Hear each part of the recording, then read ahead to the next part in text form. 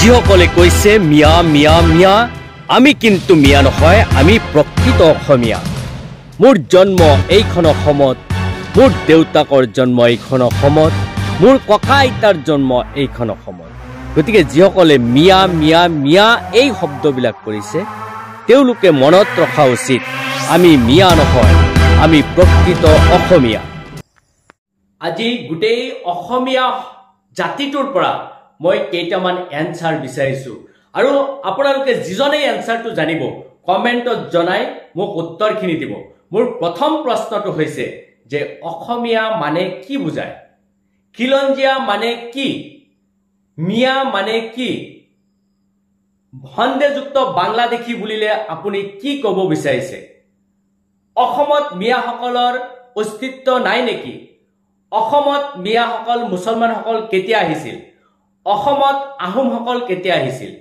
অসমত কেনেকৈ বাংলাদেশী দালালে শাসন কৰিবলৈ সক্ষম হৈছে? এই প্ৰশ্নকেইটাৰ এনসাৰ আপোনালোকে দিব লাগিব, গোটেই অসমীয়া মানুহখিনিয়ে দিব লাগিব। যিসকলে আমি খিলঞ্জীয়া বুলি দাবী কৰিছো তেওঁলোকে দিব লাগিব, কাৰণ এই প্ৰশ্নখিনি যথেষ্ট প্ৰয়োজন হৈ পৰিছে। আমি যেতিয়ালৈকে এই প্ৰশ্নকেইটাৰ এনসাৰ নাপাম তেতিয়ালৈকে আমাৰ এইবিলাক শব্দ ব্যৱহাৰ কৰা বন্ধ কৰিব লাগিব, কাৰণ এই শব্দবিলাক কোনো আমি ডিকশ্যনেৰীত নাপাওঁ, কোনো অভিধানত নাপাওঁ, কোনো কিতাপত আমি নাপাওঁ। আৰু সেই শব্দবিলাক কিয় বাৰে বাৰে ব্যৱহাৰ কৰিছে? শব্দবিলাক ব্যৱহাৰ কৰাৰ অধিকাৰ তেওঁলোকে ক'ত পাইছে তাৰ উত্তৰখিনি আমি বিচাৰিছো। আপোনালোকে ভিডিঅ'টো বেছি বেছি পৰিমাণে শ্বেয়াৰ কৰি গোটেই অসম দেশৰ মানুহৰ পৰা এটা উত্তৰখিনি মই পাব বিচাৰিছো, আপোনালোকে গোটেই অসমীয়া মানুহখিনিৰ ওচৰলৈ পঠাই দিয়ক।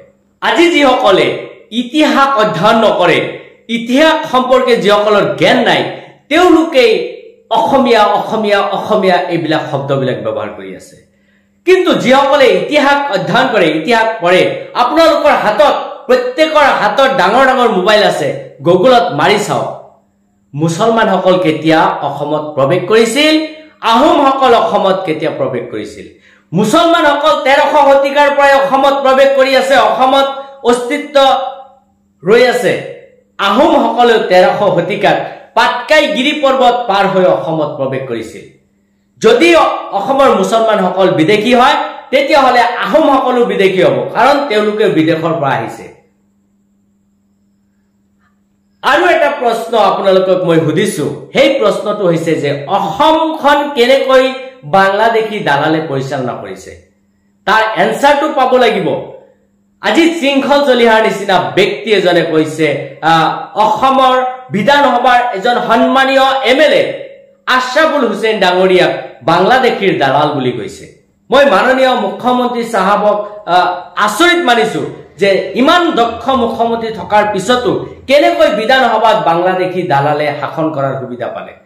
আৰু যদি কৰা নাই তেতিয়াহ'লে শৃংখল চলিহাক অচিৰেই গ্ৰেপ্তাৰ কৰিব লাগে, কাৰণ শৃংখল চলিহাই সদায় উচতনিমূলক বক্তব্য দাঙি ধৰিব।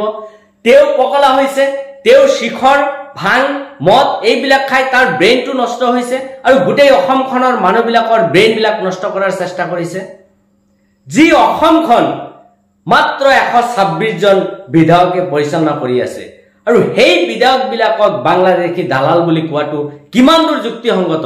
কিয় আইনৰ বহিৰ্ভূত হোৱাৰ পিছতো তেওঁৰ ওপৰত একশ্যন হোৱা নাই? কাৰণটো কি? নে অসম চৰকাৰখন বৰ্তমান গুণ্ডাৰাজৰ হাতত চলিছে? অসম চৰকাৰখন কোনোবা এটা দুষ্ট চক্ৰই চলাইছে নেকি? নাইবা অসম চৰকাৰখনৰ কিবা দুৰ্বলতা আছে নেকি যে বাংলাদেশৰ পৰা দালাল আনি তাৰ পিছত বিধানসভা পৰিচালিত কৰিব লাগে? আহোমসকল যি অৰ্থত অসমীয়া, আমি সেই অৰ্থত আহোমসকলৰ সমানে অসমীয়া, কাৰণ আহোমসকলো 1300 শতিকাত অসমত প্ৰৱেশ কৰিছিল, আমাৰ মুছলমানসকলো 1300 শতিকাৰ পৰাই অসমত প্ৰৱেশ কৰিছিল। মুছলমানসকলে কেতিয়াও জাতিলৈ টনা আজোৰা নকৰে, মুছলমানসকলে কেতিয়াও ধৰ্মলৈ টনা আজোৰা নকৰে। গতিকে খিলঞ্জীয়া, মিয়া, অনা অসমীয়া, সন্দেহযুক্ত বাংলাদেশী এইবিলাক ভণ্ডামি বাদ দি, এইবিলাক শব্দ উচ্চাৰণ কৰা বাদ দি আমি অসমখন কেনেকৈ আগুৱাই নিব পাৰি তাৰ কাৰণে আমি অহৰহ চেষ্টা কৰিব লাগে।